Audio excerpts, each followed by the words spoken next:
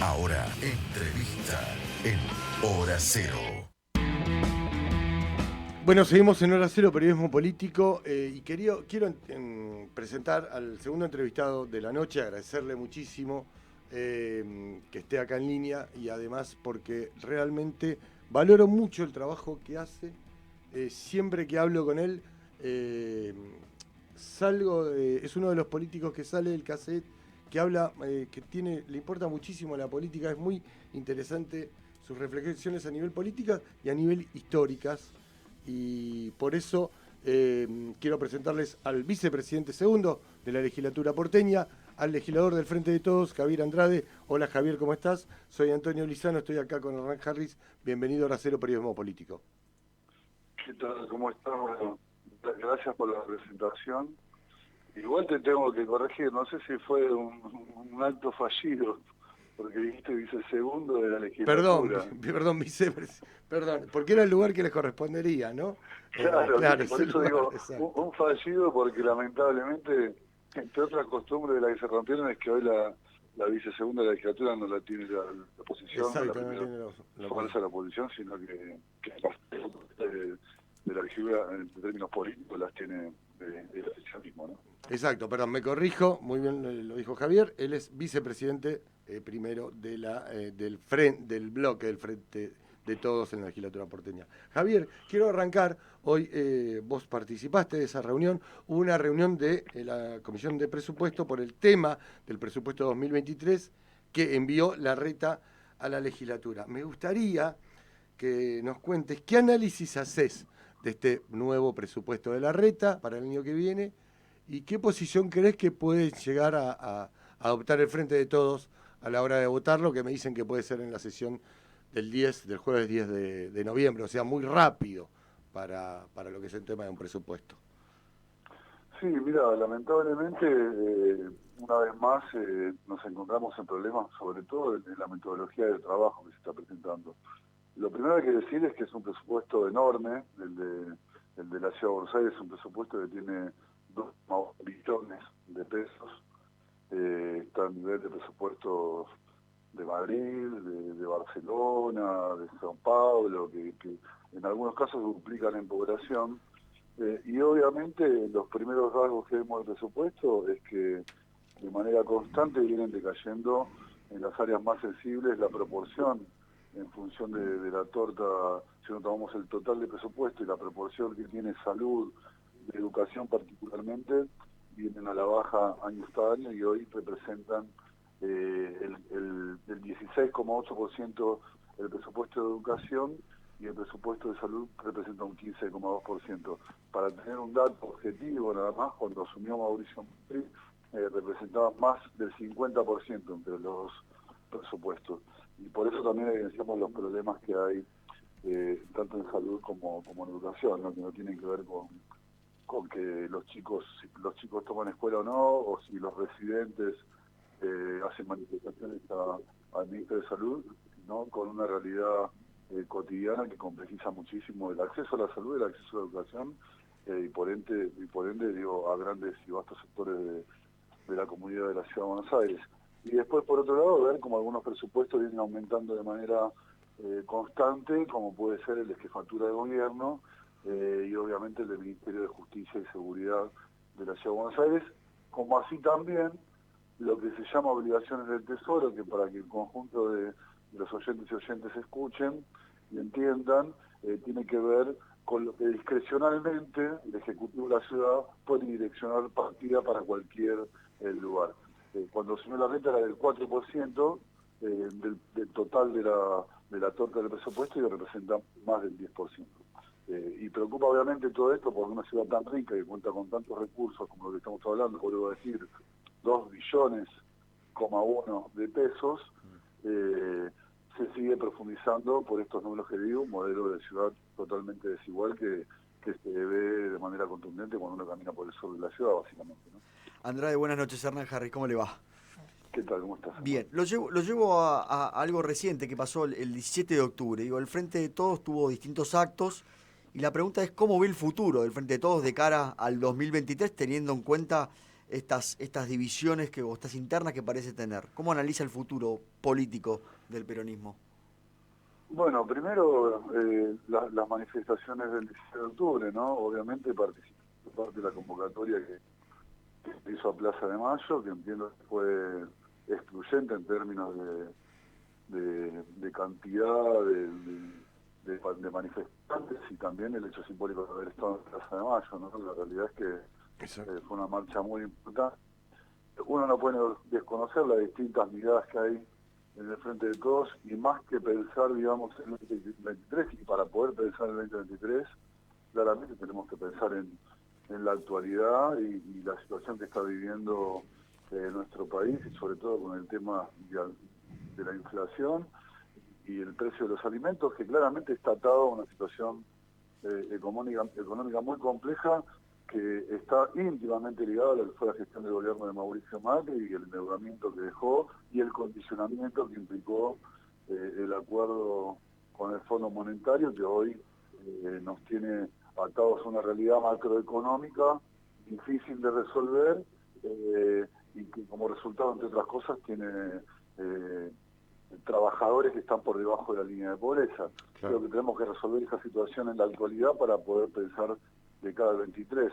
La verdad que siempre bregamos por la unidad, ¿no? O no una unidad que simplemente se enuncia, sino que es necesaria construir en base a mejorar la realidad y al compromiso que se asumió con la población en el 2019, ¿no? Y sobre todo, Cristina, desde el punto de partida, cuando propuso que Alberto Fernández sea el que encabece la fórmula, y sin descartar lo que significó la pandemia, ni el problema del conflicto bélico en Ucrania, que obviamente condicionó al mundo, ¿no? En materia de energía y por ende también, cuando hablamos de inflación uno no desconoce la situación de Argentina, pero es un fenómeno mundial también, ¿no? Sí.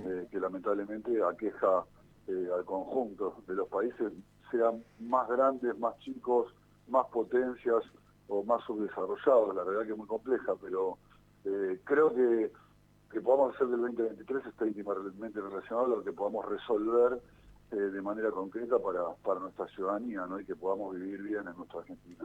Claro. Javier, te vuelvo a traer a la ciudad, porque hay un tema que capaz no está en los grandes medios, pero me parece muy interesante, que vos conoces bien, y que me parece que está afectando y va a afectar el futuro de la ciudad, por lo menos lo que tiene que ver con esto que se llama el boom del boom inmobiliario, que se está produciendo a través de los convenios urbanísticos, esta nueva figura que implementó el gobierno de la ciudad y que ya provocó en varios barrios de la ciudad quejas de los vecinos, ¿no? Por el tema de la construcción.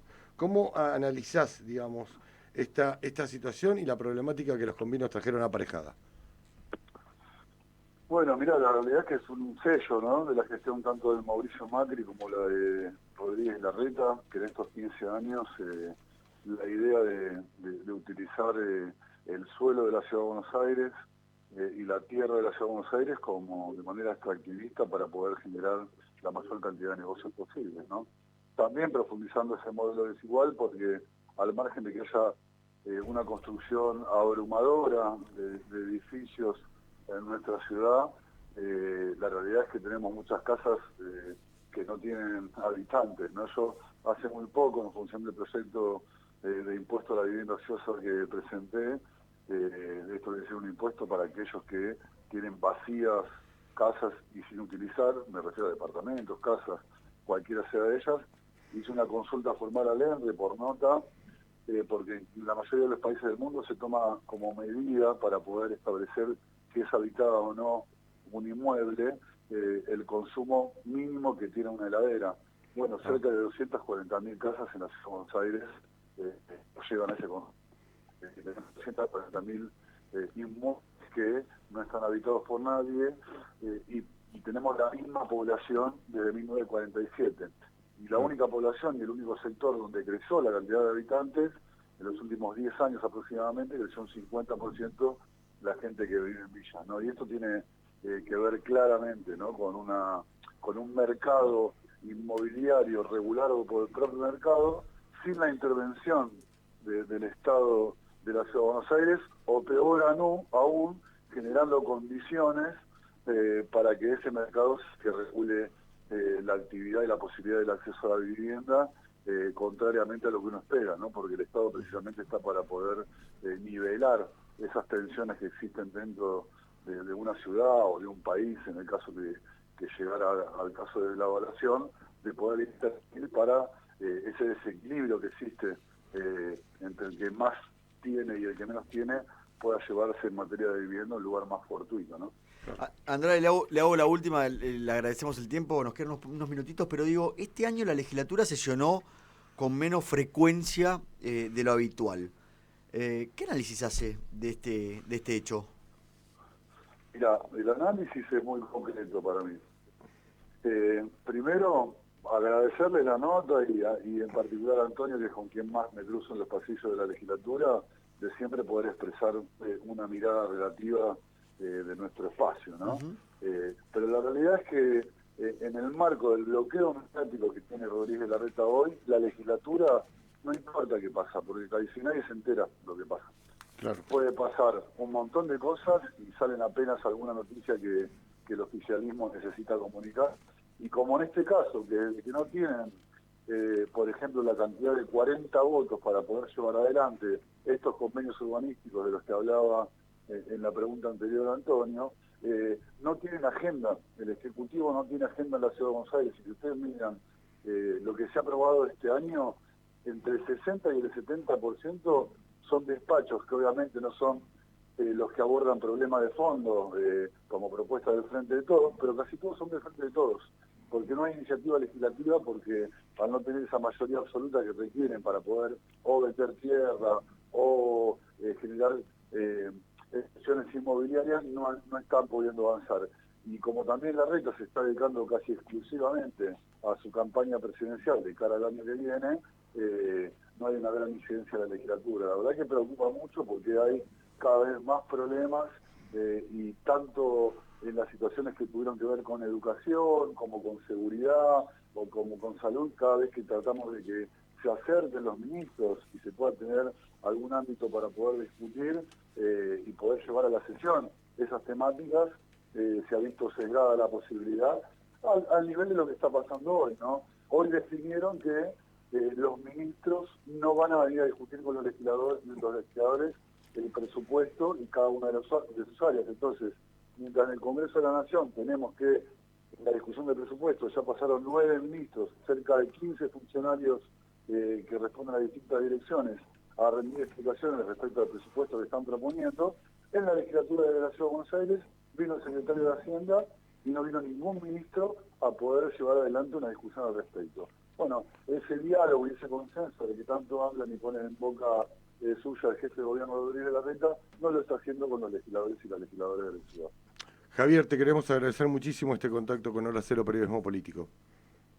Bueno, el agradecido soy yo y quedo a disposición. Y la próxima, por más que sea tarde, nos acercamos y, bueno, no sé si un mate hasta ahora, pero capaz que un cafecito no? Sí, puede sí, ser. Compartimos. ¿Cómo También, no? ¿Cómo con no? gusto. Gracias, Javier. Un abrazo. Bueno, un abrazo grande. Bueno, pasó por Hora Cero Periodismo Político el vicepresidente primero del bloque del Frente de Todos, la legislatura porteña, Javier Andrade. Ahora, la agenda política y legislativa de la ciudad